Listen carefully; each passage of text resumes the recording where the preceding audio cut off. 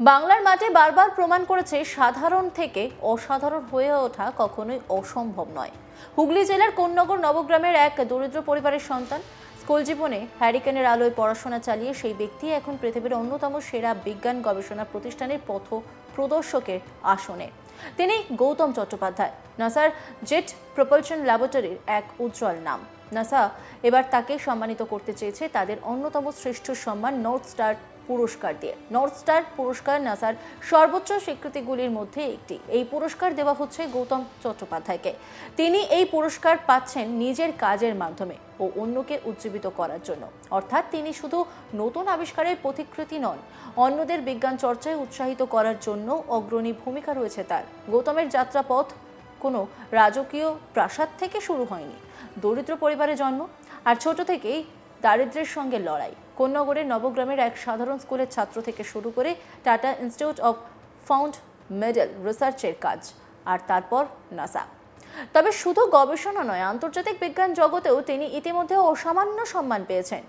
বিজ্ঞানের অসামান্য অবদানের জন্য গত বছর নিউ ইয়র্ক থেকে তিনি বিশ্বের অন্যতম শ্রেষ্ঠ সম্মান পান। গৌতম বাবুর দিদি লিলি আচার্য বলেন, আমরা ছোট থেকেই খুব কষ্ট করে বড় হয়েছি, আর একটা ঘরে বসে সমস্ত ভাই বোনরা পড়াশোনা করেছে। আর ভাই ছোট থেকেই বিজ্ঞান নিয়ে থাকতো, তার ভালোবাসা ছিল বিজ্ঞানে। আজ গর্বে বুক ভরে উঠছে যে ভাই এই সর্বোচ্চ জায়গায় পৌঁছেছে। লিলি আচার্য, গৌতম চ্যাটার্জির দিদি, তিনি কি বলছেন শুনবো। এটা তো অত্যন্ত কি বলবো, আনন্দ তো শুধু মানে আমাদের পরিবার নয়, এটা বাংলা ভারতবর্ষ ভারতবাসীর কাছে এটা একটা খুব ভালো একটা মানে কি বলবো সংবাদ, এটাই বলতে চাই। আর আমরা তো অত্যন্ত খুশি, আমার ভাই, আমার ছোট ভাই যে এতটা সাফল্যের শিখরে উঠেছে এবং ও নিজের অধ্যাবসায় এবং ওর প্রচেষ্টা যে ছোটবেলা থেকেই ও প্রচণ্ড পরিমাণে খুবই মেধাবী ছিল, কিন্তু ও কি করতো, ছোটবেলা থেকে পেপারের কাটিংগুলো রেখে দিত, রেখে যারা নোবেল প্রাইজ পেয়েছে কোনো একটা ঠোঙা আসলো, সেটা হয়তো লেখা আছে যে আচ্ছা এবছরে নোবেল প্রাইজ পেয়েছে অমুকে। আমার ভাই সঙ্গে সঙ্গে সেটা নিয়ে খুব আগ্রহ সহকারে এবং ওটা যত্ন করে রেখে দিত।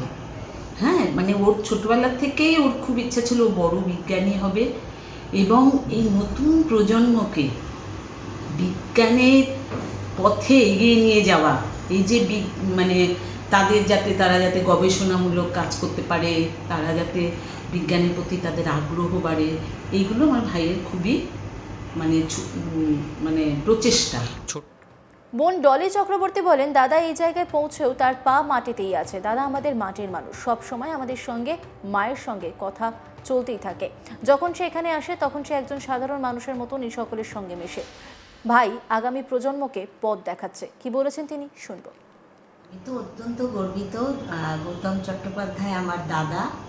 ও ছোটবেলা থেকেই প্রচণ্ড প্রতিভাবান, আর সবচেয়ে বড় কথা ও এই নবপ্রজন্মকে মানে নতুন প্রজন্ম যাতে বিজ্ঞানের প্রতি তাদের আগ্রহ বাড়ে, ও অদম্য পরিশ্রম করে।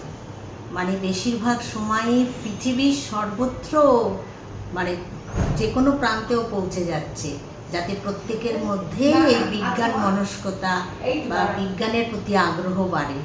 তাই নাসা থেকে ওর এই প্রাপ্তি, তাতে আমরা সত্যিই গর্বিত, ভীষণ আনন্দিত।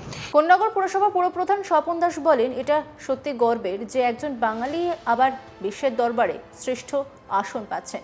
তিনি আমাদের এলাকার ছেলে, আর একটা বাংলা মিডিয়াম স্কুল থেকে পড়াশোনা করে আজ এই জায়গায়। বিভিন্ন ক্ষেত্রে দেখা গিয়েছে বাঙালিরা সবসময় শ্রেষ্ঠ জায়গা নিয়েছে। কি বলেছেন তিনি শুনবো। সেটা এই শহরের তো নিশ্চয়ই একটা গর্ব যে দেশ স্বাধীনতার পর পূর্ব পাকিস্তান থেকে যে সমস্ত হিন্দু উদ্বাস্তুরা এসেছিল, মূলত হিন্দু উদ্বাস্তুদের দ্বারাই নবগ্রাম কোঅপারেটিভ সোসাইটির মাধ্যমে নবগ্রামের বসতি এবং একটি বাংলা মিডিয়াম স্কুলে পড়েছে, নবগ্রাম বিদ্যাপীঠ স্কুলে পড়েছে। এখনকার বাবা মায়ের যে ধারণা ইংলিশ মিডিয়াম স্কুলে পড়লেই সর্বোচ্চ শিখরে যাওয়া যায়, সেটা যে সবটা সত্যি নয় তার প্রমাণ কিন্তু এই ছেলে। এই গোটা বিষয় নিয়ে একটি রিপোর্ট তুলে ধরেছেন আমার কলিগ রাহি হালদার, দেখব।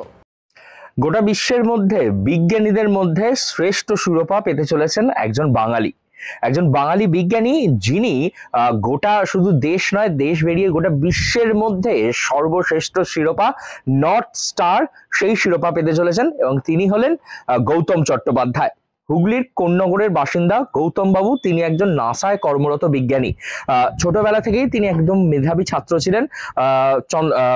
নবগ্রাম বিদ্যাপীঠ সেই স্কুল থেকে তার পড়াশোনা, সরকারি স্কুল থেকে পড়াশোনা করে শিবপুর ইঞ্জিনিয়ারিং কলেজ থেকে তিনি বিই কমপ্লিট করেন। তারপর সেখান থেকে তিনি আরো হায়ার স্টাডিজ করেন এবং পরবর্তীতে তিনি নাসার সঙ্গে যুক্ত হন রিসার্চের কাজে। তারপর থেকেই একের পর এক শিরোপা তিনি অর্জন করে চলেছেন নাসার বিজ্ঞানী হিসাবে। এইবার নাসার সর্বশ্রেষ্ঠ এবং বলা চলে যে একেবারে উচ্চতর যে বৈজ্ঞানিকদের যারা রয়েছেন তাদের যে শিরোপা হয়, সেই শিরোপা নর্থ স্টার শিরোপা পেতে চলেছেন গৌতম চট্টোপাধ্যায়, যা জানার পর থেকেই একেবারে খুশির হাওয়া তার হুগলির কোন্নগরের বাড়িতে। হুগলির কোন্নগর নবগ্রামে তার আদি বাড়ি। সেখানেই নবগ্রাম বিদ্যাপীঠ থেকে তিনি পড়াশোনা করেছিলেন এবং পড়াশোনা শেষ করে পরবর্তীতে শিবপুর বিই ইঞ্জিনিয়ারিং কলেজ, সেখান থেকে আবার তারপরে হায়ার স্টাডিজ করার পরে তিনি নাসাতে যোগ দেন বিজ্ঞান ভিত্তিক রিসার্চ কাজের জন্য। তারপরে বৈজ্ঞানিক হিসাবে তিনি নিজেকে প্রতিষ্ঠিত করে তোলেন। এই যে খবর, সেই খবর যখনই জানেন তাদের বাড়ি এখানে, তার পরিবার রয়েছে এখানে, দিদি বোন থেকে শুরু করে ভাইয়েরা থাকে, তার মা থাকেন, এই খবর যখন তার পরিবারের কাছে এসে পৌঁছায় যে তিনি আবারও নর্থ স্টার অ্যাওয়ার্ড, যা বলা চলে একেবারে ধ্রুব তারা, কারণ তিনি একদম বিজ্ঞানের জগতের উজ্জ্বল নক্ষত্র, সেই উজ্জ্বল নক্ষত্রের যে শিরোপা, সেই শিরোপা যখন তিনি পেতে চলেছেন, এই খবর যখন তার পরিবারের মানুষের কাছে এসে পৌঁছেছে, একেবারে খুশির বাতাবরণ তৈরি হয়েছে গোটা পরিবারের মধ্যে। একবার বলে রাখা ভালো যে গৌতম বাবু তিনি কিন্তু একেবারেই তার যে জীবন শৈলী, তিনি একেবারেই সাদামাটা, কারণ তার যে এলাকার যারা স্থানীয় রয়েছেন তারা বলেন যে তিনি যখন কোন্নগরে আসেন তখন একজন সাধারণ মানুষের মতনই থাকেন।